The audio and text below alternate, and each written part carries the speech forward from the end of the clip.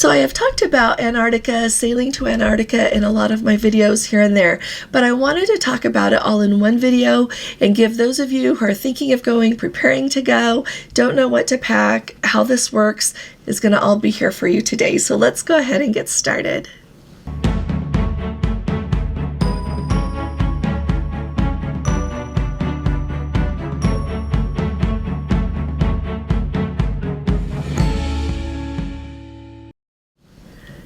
Hi there, this is Allison with Let's Go Travel Tips. Like I said, we are talking everything Antarctica today, so if you have not subscribed to our channel yet, please hit that subscribe button, and if you appreciate my updates, I sure appreciate a thumbs up on this video, so thank you. Now, when we look at going to Antarctica, you can go on an expedition ship. That is where you're going to have the Zodiacs. You're going to step foot on Antarctica. You also have the kind of cruises that Princess, Holland America, Celebrity, the large cruise lines, much larger cruise lines than the expedition ships do, that end up with the scenic cruising to see Antarctica. You're not going to actually step foot on Antarctica. You're not going to get on a little Zodiac and zip around. You are going to make port calls, a lot of times like in Ushuaia, the very southern tip there of Argentina. You'll often go to the Falklands. Sometimes you'll go around to Punta Arenas, Chile, which is also a great place to see penguins. Sometimes you'll do round-trip Buenos Aires. Sometimes they will be the open jaw that goes more from Buenos Aires around to perhaps Santiago, Chile. There are a lot of different itineraries. Today I am going to talk to you about the ones, what you're going to want to pack, what you're going to want to know to expect when you're doing one that does the scenic cruising. This is really important. I want you to not forget that it is just as fabulous to do a cruise to Antarctica that you do the scenic cruising.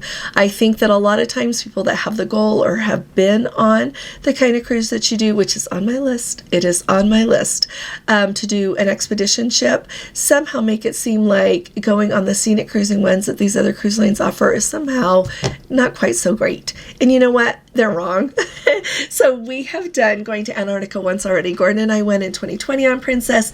Loved that voyage. We are so excited already to go next January to Antarctica again, and so thrilled to have some of you coming with us. So here's what you need to know when you're getting ready to go.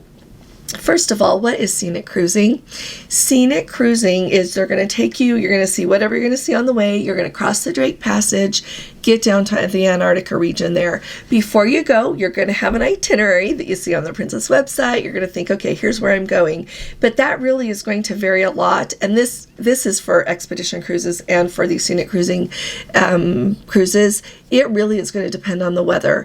As you get going, the captain will be paying close, and his whole team will be paying close attention to the weather. And then they are going to have to lay out a plan based on what the weather is. You might follow kind of closely what your itinerary looked like. It may be quite different because they have to go where the weather allows. One thing that I love about it is that it is so exciting to kind of hear where you're going to go, how you're going to do it, but you're going to get to see amazing things. So don't just think because suddenly they're not going to Elephant Island first and they're going to somewhere else, Newmeyer Channel, whatever first. It doesn't mean anything is wrong, okay? Everything is okay. So just expect changes. Know that you're going to get what you get. It's going to be an epic voyage, a true voyage of discovery. So keep that in mind. Second thing I want you to know about that scenic cruising is I have seen a lot of questions like, what do you do when you're scenic cruising? So you get down there to Antarctica, you will get a timeline from the captain of we are planning to be here at this time, and he will update you through the course of the voyage, through the course of even the day that you're on. You will get a lot of announcements over the system on board the ship and say, you know what, we're going to be arriving at this place at this time, or we will start cruising the Newmeyer Channel at this time, so that then you know to really be paying attention to what the scenery looks like. But the entire time that you are there in that Antarctica region, there's going to be a lot to see a lot of the time. And so this, to me, it's not a cruise where you're going to be wanting to be, watching a movie all afternoon in the Vista Lounge, or you're not going to be wanting to not paying attention to what's going on. You're going to want to be paying attention to what's going on. They might move around when we went in 2020, they only had to move the enrichment enrichment speakers a couple of times so that we could see what we wanted to see, but you'll have your enrichment times and you'll have so much time that you're just enjoying looking outside and seeing what there is to see, going out on the open decks to experience it as long as you can without freezing, coming back in, warming up, going out again. It's all very exciting, but that's what scenic cruising is, and it is a really special experience. So don't discount it. Don't just say, oh man, we got 4 sea days. Oh no, you don't. You have 4 amazing days to see Antarctica and everything that it has to offer. Next up, what are you going to wear? Because a lot of times, these go when it is summertime in the southern hemisphere. So when you start off in Santiago, in Buenos Aires, it's going to be hot. It's going to be hot. And so you're going to want to take short sleeves for that. But truly, I'm always telling you this for Alaska and the British Isles. Everywhere you go, layers, layers, layers.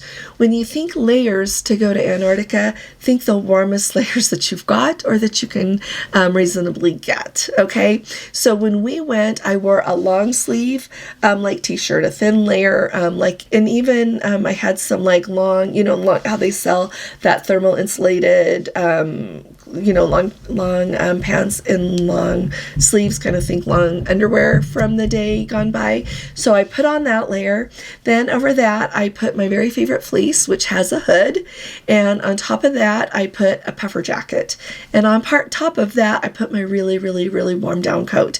I have warm coats because I live where it's cold in the wintertime, but I don't even have to wear this coat all that often here, even unless I'm going out at night and it's when we're having super cold temperatures. So have a really warm coat to go over. Then I put on my stocking cap, like a pull-on hat. Then I put the hood up on my fleece, and then I put the hood up on my coat and tightened it down. It is truly that cold. The nice thing is when you've got layers like this, and you go inside and you're like, well, I've been outside, I want to go eat, or I want to go to the lecture. You can easily take off your super warm coat. If you have time, go put it back in your cabin. But if you don't, you can hold it, and you can kind of regulate how warm you are, because you know what? The ship is chilly. It doesn't mean to be chilly, but during the daytime, some of the indoor areas close to where the doors are to like go out on deck 7, up on the top, it can get chilly inside as well because people are constantly going in and out of those doors and they're opening and closing. So I don't think you're going to have a hard time being really hot on the ship during this time unless you're in your cabin and turn the heat up the whole way. Okay, so just be aware of that. And by the way, when we were in our cabin and going in and out on the balcony, I did turn the heat up all the way because then we come in and get warm and go back out. But really think layers. I did take warm boots with me because your feet can get really cold when you're standing outside trying to look at things as well. We don't walk on Antarctica, but it was really nice to have warm boots and warm gloves and a scarf. So kind of think of all the cold weather things, and you are going to want to take them with you because you want to be able to be outside for all of that. You don't want to pack light and not be able to go outside and enjoy it. And when you are in Antarctica, it is cold enough that you're going to need it. It is actually really, really cold. It's very cold. And like I said, I live somewhere where it gets cold. It's very cold there. And so that's what you're going to want to pack. Another thing to think about is be really smart with how you plan your excursions. You can see so many penguins. The best place that I have seen a lot of penguins is the Falklands. And you kind of choose your excursion based on what kind of penguin you want to see. So kind of look at the different excursions and choose, like I said, what kind of penguin you want to see, and go from there. Okay, we saw the Gen 2 penguins is what we saw the most. We ended up seeing some Magellanic penguins. We got to see one of the king penguins.